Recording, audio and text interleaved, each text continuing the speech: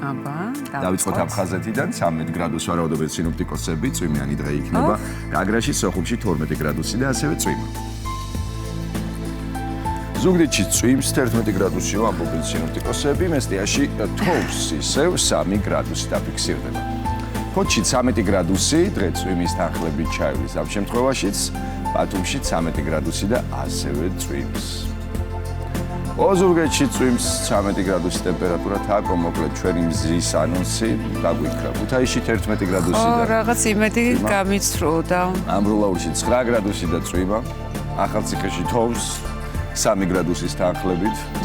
ბორჯომში 5 გრადუსი და წვიმიანი. ნამდვილად დღევანდელ ამინდის პროგნოზი გვაცნო. ბაკურიანში 3 გრადუსი და ასევე თოვლიანი ვარაუდები, გორში წვიმს და 10 გრადუსი.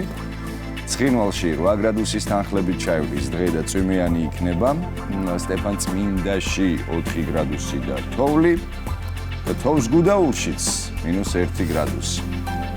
თელავში წვიმს 11 გრადუსის ტემპერატურის თანხლებით, რუსთავში 14 გრადუსიან ვარაუდები. წვიმიანი დღე იქნება, თბილისშიც წვიმს 13 გრადუსი ტემპერატურა, იცი რა, აღარ ცივა, რაც თავარია მოდი. იცი, მე მივხვდი, რომ აღარ მინდა საუბარი ამინდის პროგნოზზე. გაგებუტე, გაუბრაზდი. აი, ჩვენი დედაქალაქი თბილისი. რაღაცა განწყობა შემიცვალე, ზურა, არ ველოდი ამას შენ. ჯერჯერობით არ არის წვიმიანი, მაგრამ იწვიმებსო და არ ვიცი. სიტყვას ბანზე ნუ მიგდებ თუ შეიძლება. მე მახსოვს ერთხელ აქ თოვლი თოვლი ვამცნებ მაყურებელს და შემდეგ ვირუჯებოდი. ძალიან ლამაზი რუჯიკი. იმედია რომ